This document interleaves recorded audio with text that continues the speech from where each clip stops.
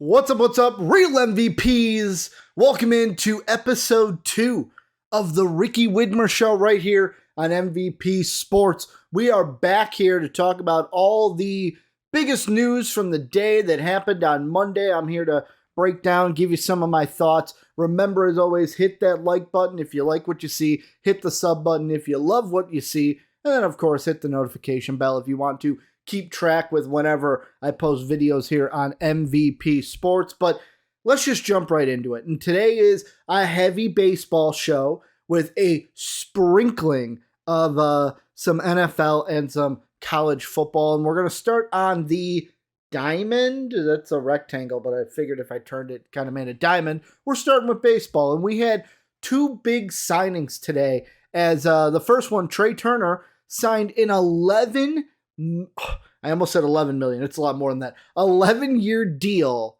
worth $300 million. The tweet that I'm going to show up on the screen right now from John Heyman. Trea Turner gets $300 million for 11 years from the Phillies. Full no trade clause, or full no trade. I'm assuming that means no trade clause. And what is this like? What I've seen on Twitter is some people really love this. Some people think it's a massive overpay. And then everyone that has to go against the Phillies is like, Jesus, how do we now compete with this team that just went to the World Series? And with me, I can understand where people say, wow, that's an overpay. But you have to think about something. Unless I'm wrong and something changed, there's not a hard cap in the MLB like there is in other sports. So for me, the thing that I love about this is that the Phillies looked at themselves and they said, hey, we have a team that, was it expected for them to go to the World Series? No. They didn't even start getting hot until they fired their manager, then went on a crazy streak, got into the playoffs, and sometimes that's all you need to happen. All you need is to get into the playoffs, and then the rest is history. We've seen it in the NFL with the Giants, who's the wild card team that makes it all the way to the Super Bowl. We saw it with the Nationals in the MLB. That was the year. There is a quote on this channel where I said, if the Cubs make it to the wild card, there's no way I'm afraid of the Washington Nationals. Nationals went on to the World Series that year and to win the World Series. So, yeah, I should have been afraid of them that year. But I look at this and I say to myself, I love it because this team was like, we are not content just making it to the World Series this past year. We want to be back next year. And how do you be back? You get a guy like Trea Turner, who is easily a 300 hitter. The thing I was looking at, they were talking about on MLB Network, because of the rule changes that I guess are happening with base running and how many times a pitcher can throw even over to first for a pickoff. They were saying Trea Turner should have more stolen bases than he had this year.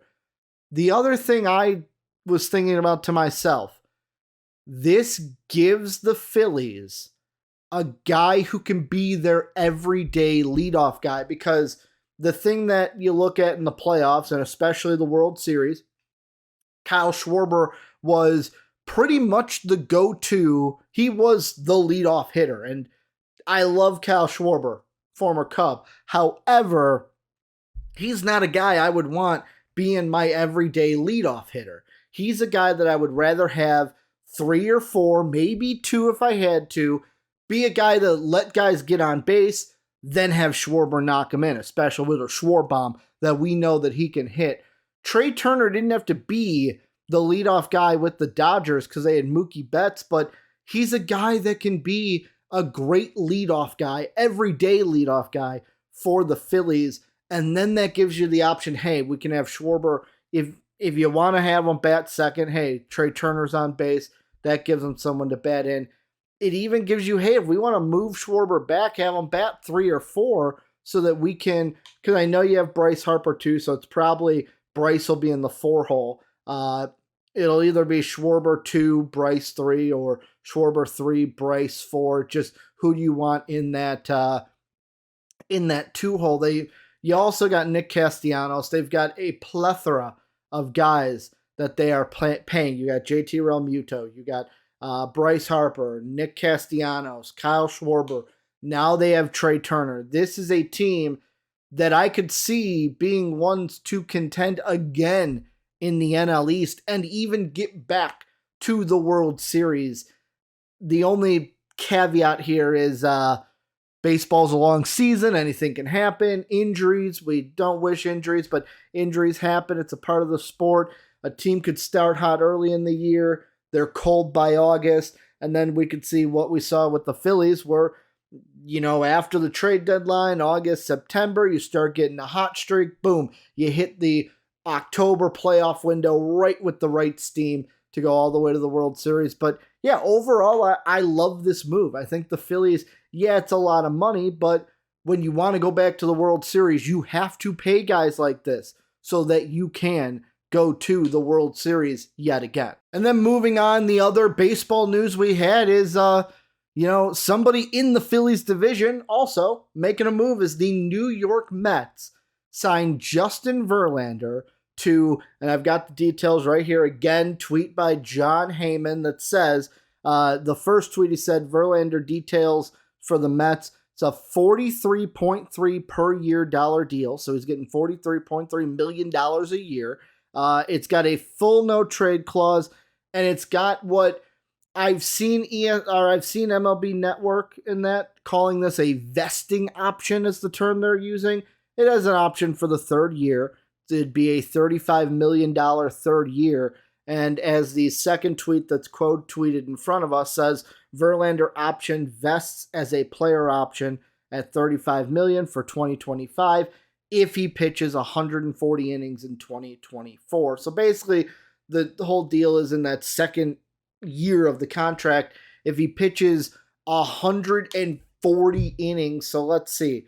Last year, Verlander pitched 28 games. So that would mean, let's see, if he pitched 28 games, yeah, that means he's got to pitch at least, if he goes 28 again, he's got to at least make it through 5 innings in all of those 28. I don't see that being a problem. The only thing that this kind of saves is like, hey, if you get injured in 2024, we don't got to give you that third year. We don't have to pay you that third year. And this one's an interesting one because first off, I thought that Verlander was either going to stay with the Astros or sign with the LA Dodgers. That's what I thought. That's what I was thinking. This is kind of a huge loss for the Astros. I mean, we'll have to see what they do before I label it like the mega loss. I know they just got Jose Abreu, but he's not a pitcher. Their pitching staff is still solid, but you lose Justin Verlander. Somebody's got to take that spot at the top of the rotation. But for the Mets, I'm going to be honest, there might be some people that disagree with me, but I actually like this deal. I like it. And I know there's some people that are like, oh, this is a side grade to DeGrom. Oh, this is Jacob DeGrom would have been the better choice. We should have kept him. Now, how do I put this? Jacob DeGrom is a good pitcher. I am still confused why he went to the Texas Rangers. I know that when I talked to Jake, he's like, oh, they gave him more years, gave him more money. The Rangers aren't going to go anywhere. I'm sorry. The Rangers are not going to be the Phillies of last year. They're not making the playoffs. They are a good team, a decent team, but they're not anywhere near a playoff team, especially when you have the Astros, who are probably going to be at the top of the division again, and the Mariners, who are also a better team than you. Now, hey, things may happen. Teams might look different next year, but that's my opinion right now.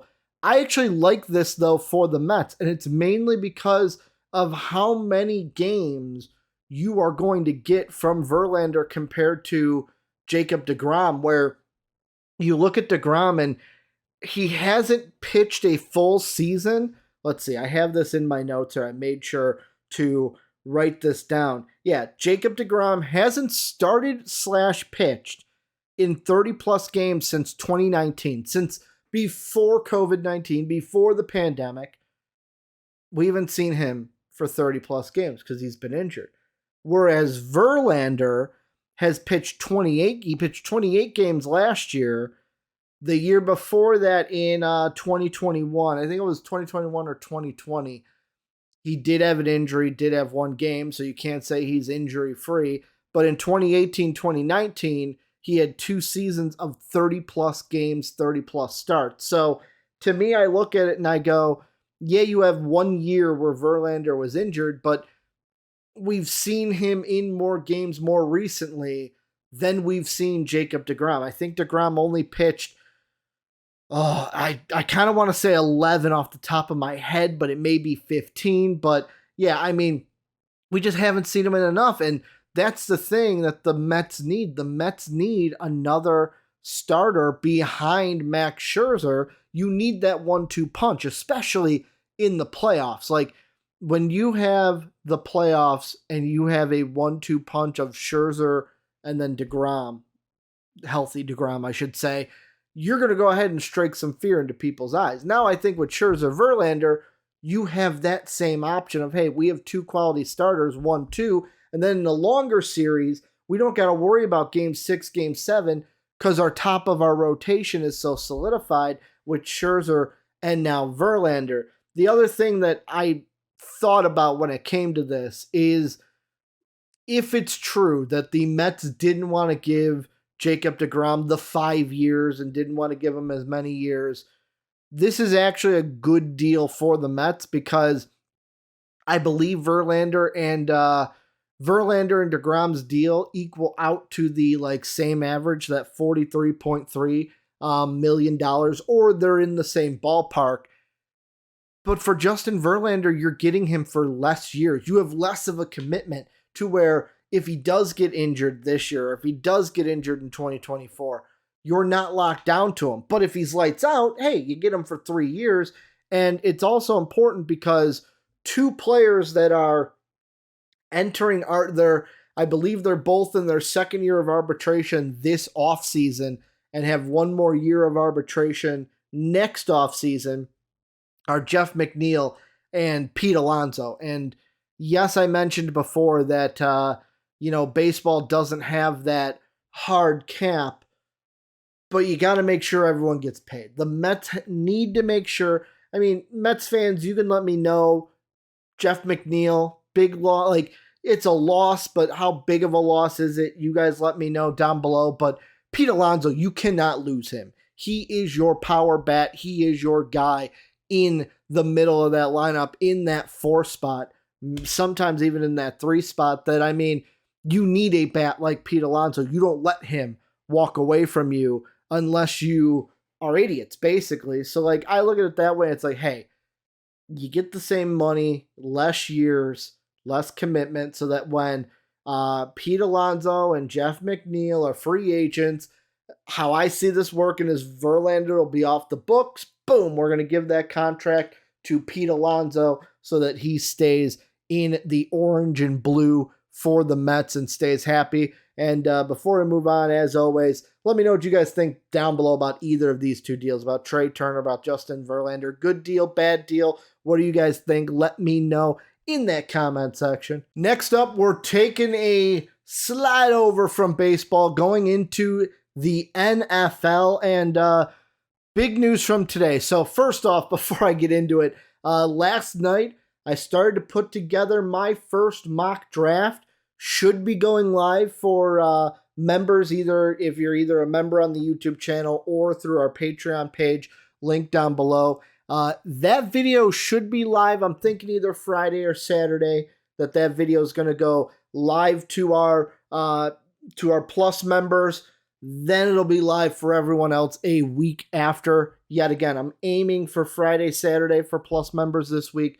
Friday, Saturday, I'll let you know for sure for everyone else out there when that'll come out next week. But started to put together the mock draft, and I remember being there for the Panthers and going, hey, they may pass on a quarterback because we still need to see what they're going to do with Sam Darnold. What are they going to do with Baker Mayfield?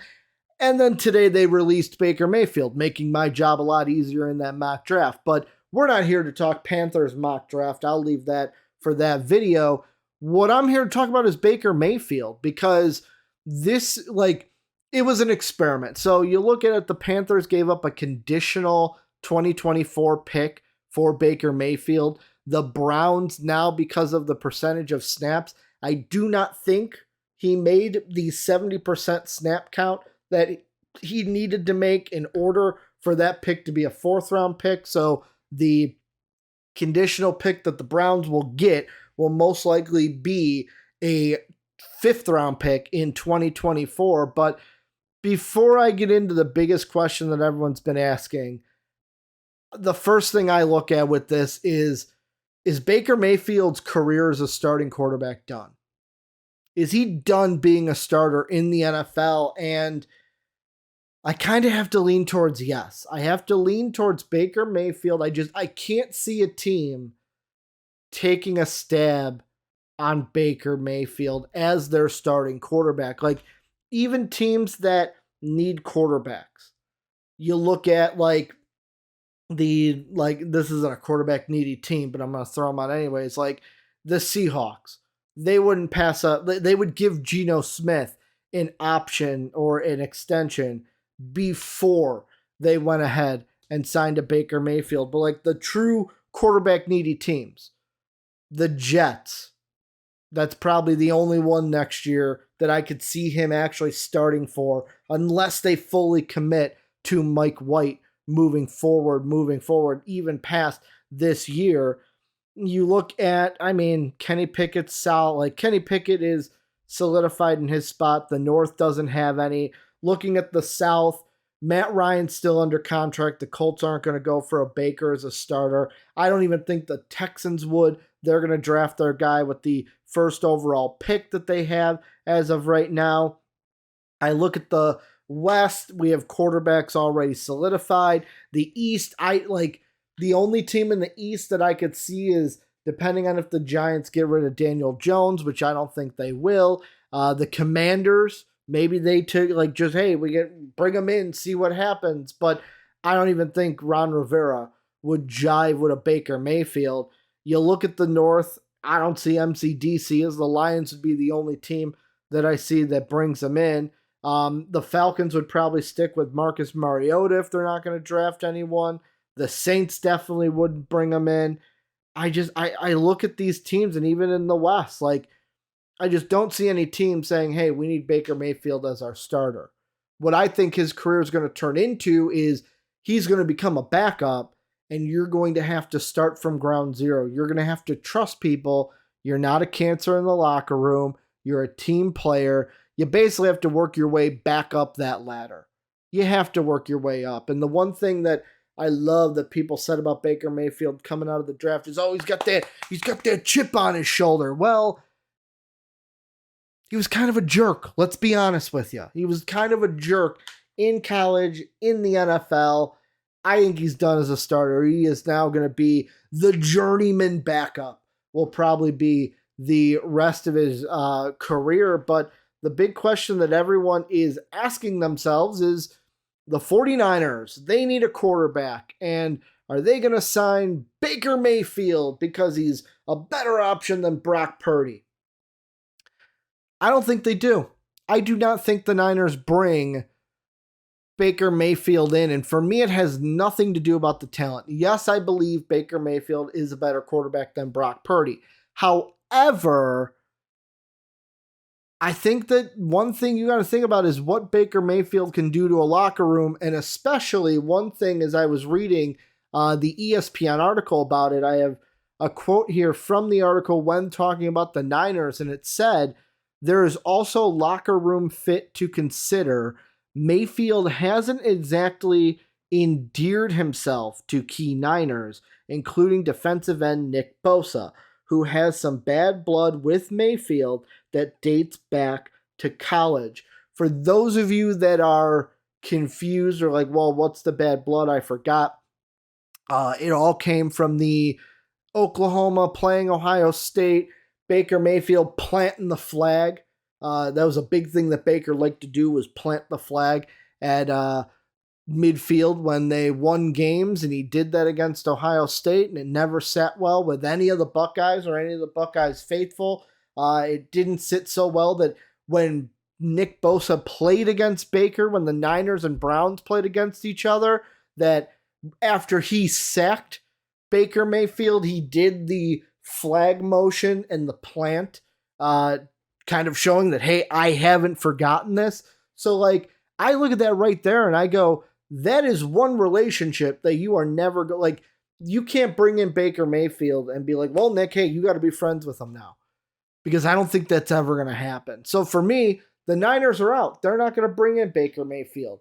The other two teams solely depends on what we see. If Lamar Jackson is going to miss more than one game, if he possibly misses a couple, 2, 3, even 4, do the Ravens even think about bringing Baker Mayfield in? Do the Jets think about bringing Baker Mayfield in? Because the key thing about the Jets is they're kind of in the middle of a little bit of a playoff push. Like, they're trying to make the playoffs.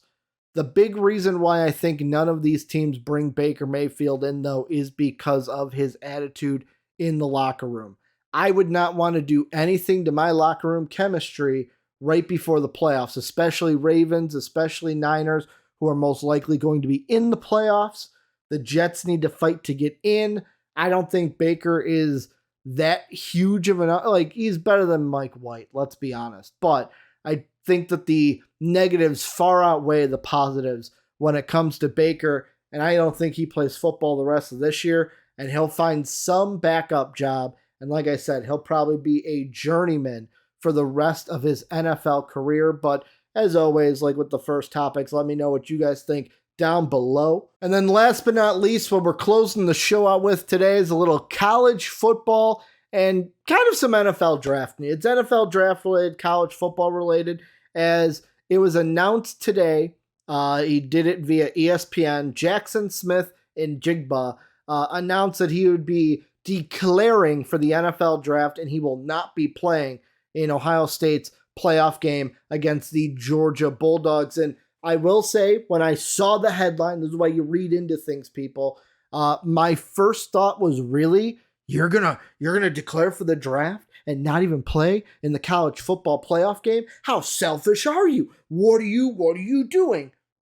But this is why you read the article, because after reading, there was a quote by Smith-Njigba himself, and it says, "I want to be out there competing with my brothers more than anything.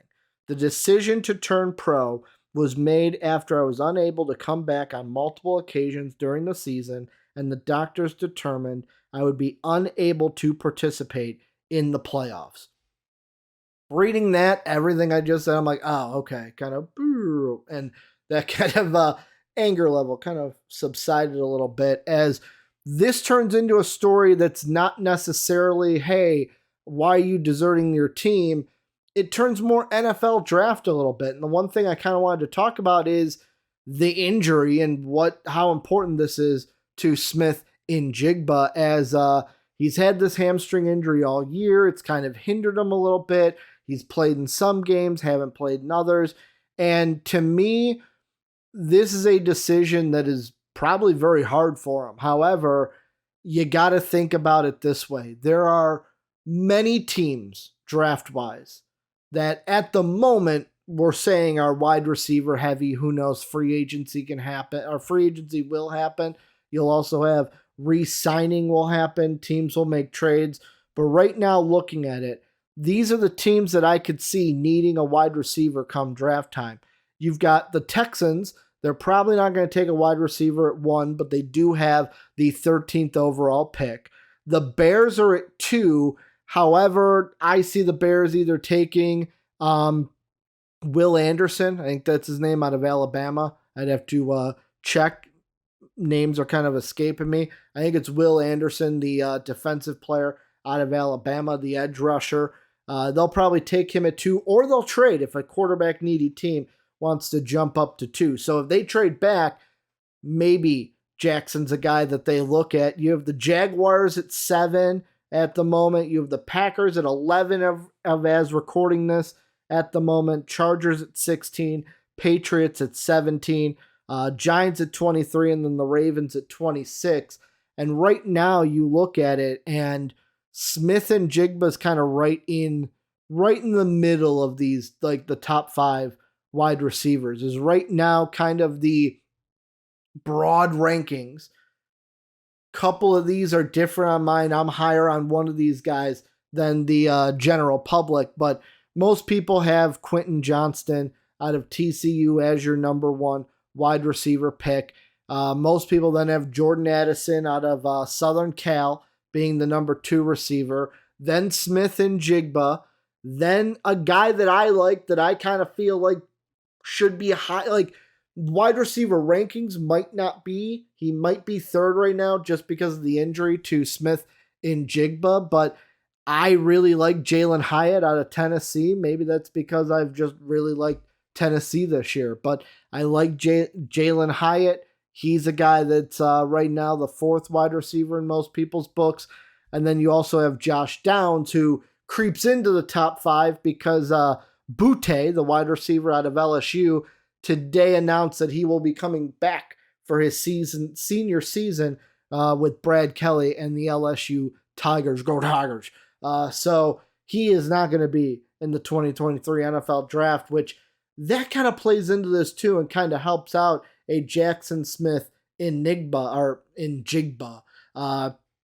where it's kind of if he can work on this injury, he plans, like you said, he plans to be at the combine. If he can get this healthy and have a good performance in the combine, good performance on some pro days, really impress in the interview process, I don't see why there's not a reason he can't be the number 2 wide receiver in this class. I think him and Jordan Addison, it's kind of flavor of the week. Who do you like better? That's kind of how I see this. The only reason why Jordan Addison is the clear number 2 right now is because we have those injury questions when it comes to Smith-Njigba. However, I do say if the flip side happens and the hamstring hinders him through this process, don't be surprised if a Jalen Hyatt during this kind of process takes over and goes, hey, I'm now the number 3 wide receiver, and then Jaxon falls to number 4. So that's all this is. It's going to be interesting to see how the injury of the hamstring is rehabbed. What performance does he have in the combine? Will he be the number 2, number 3, or number 4 wide receiver taken off the board? I think Quentin Johnston has that number 1 wide receiver already like packaged up in a nice bow. I don't think there's much of anything that can hinder him from being the number 1 wide receiver taken. But like I said, there's numerous teams that need wide receivers or could need wide receivers in this first round. But like I said, and I've said through this whole video, let me know what you guys think. Where in the wide receiver rankings do you have Jaxon Smith-Njigba? Is he 2? Is he 3? Is he 4? Hey, is he even number 1? Is a Buckeye fan out there saying he's the best wide receiver in the country? Let me know what you guys think down below about everything I talked about today. Trea Turner, Justin Verlander, Baker Mayfield, and then obviously Jaxon Smith-Njigba. Remember, hit that like button if you liked what you saw today. Hit that subscribe button if you really loved it. And if you want to keep notified on everything, hit that notification bell so you're always in tuned and notified with when I'm posting videos here on the channel. Also, make sure to check out our Patreon page if you want to help support the channel. Patreon page or membership is what I should say. But that's going to do it for me today. I will see you guys tomorrow. And as always, have a good day, everybody.